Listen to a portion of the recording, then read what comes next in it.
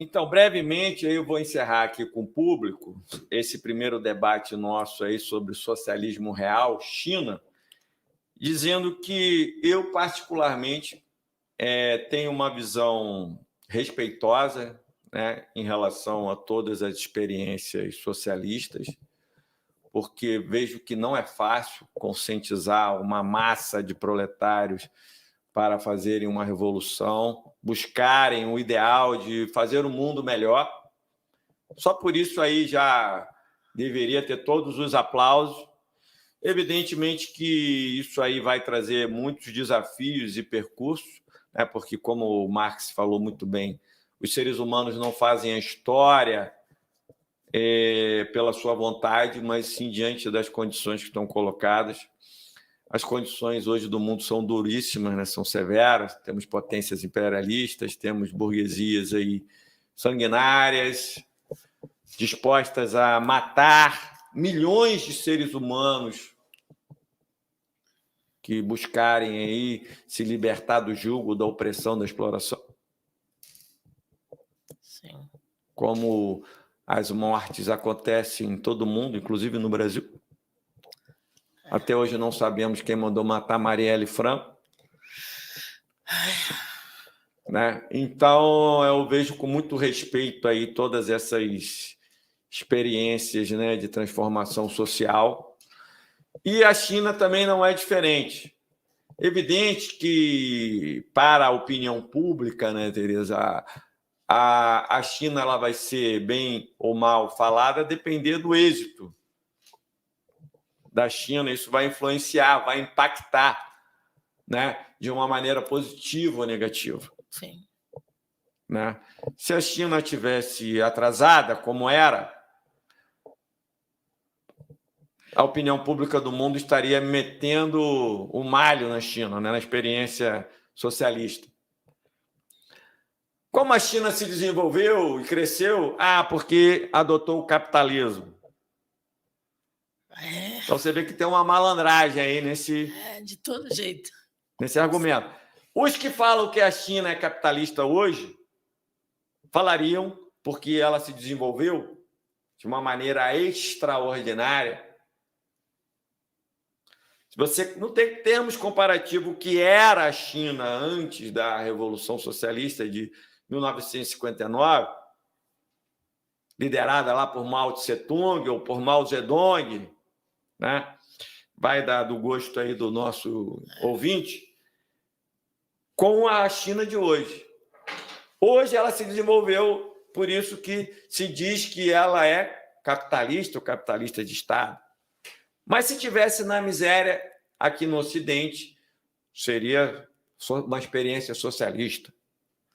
Então você vê que muito do que nós falamos ou deixamos de falar tem um componente do resultado e tem um componente ideológico.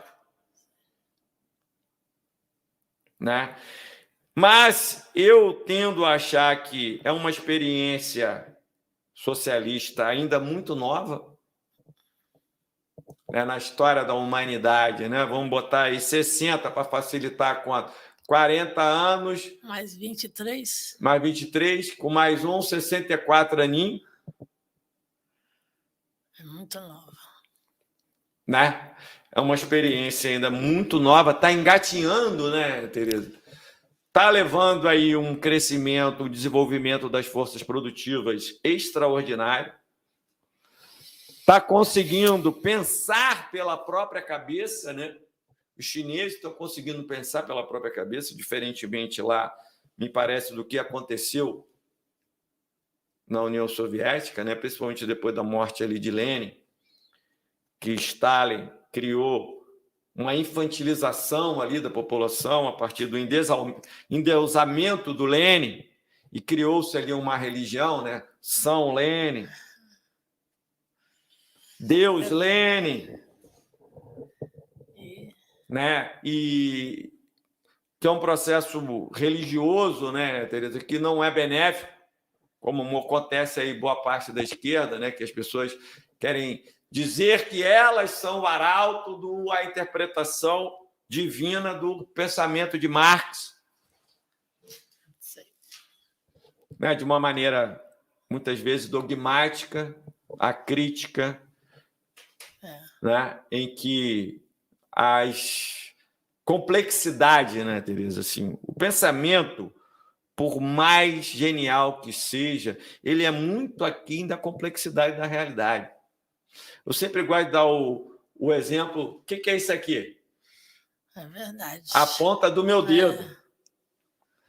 Vai Se apontar. você perguntar para o maior gênio da física do mundo, quantos átomos tem aqui na ponta do meu dedo? São infinitos.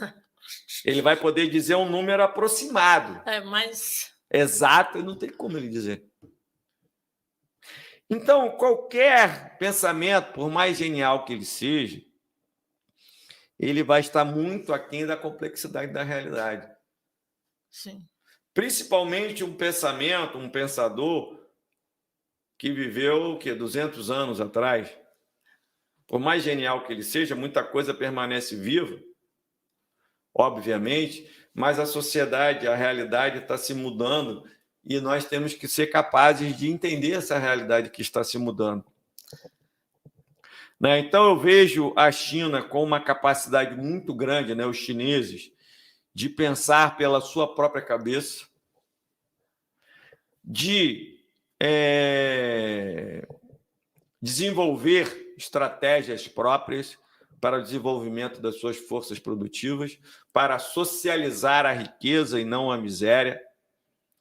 Essa estratégia de ser capitalista para fora do mundo e socialista para dentro, dizendo de uma maneira muito resumida, é uma estratégia extremamente lúcida, porque você tem aí 94, dos 94 países, 194 países que existem no mundo, 190 adotam o sistema capitalista. Apenas 4 se reivindicam socialistas. Né?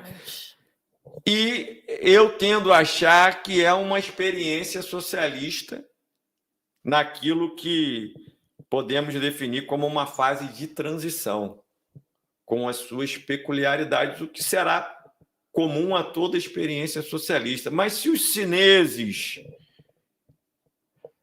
e até por respeito, né, aos intelectuais chineses, aos pensadores chineses, definem a experiência socialista dele como socialismo de mercado, eu vou dar um voto de confiança a essa definição, que não me parece um bom nome, né?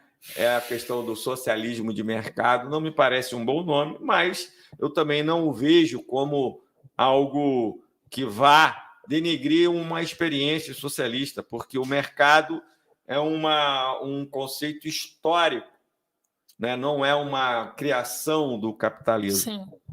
Né? E eu entendo também que o mercado continuará existindo numa sociedade socialista e você terá que ter regras eficientes, eficazes de atendimento a esse mercado. Né? E onde, muitas vezes, a iniciativa privada for mais eficaz, mais eficiente e atender ou até subsidiariamente uma demanda que o Estado ou outras formas de propriedade coletiva não foram capazes de atender, que seja realmente dada essa fatia aí à iniciativa privada. Não vejo nenhum mal nisso, muito pelo contrário. Né? O importante é que se leve ao desenvolvimento, né, das forças produtivas.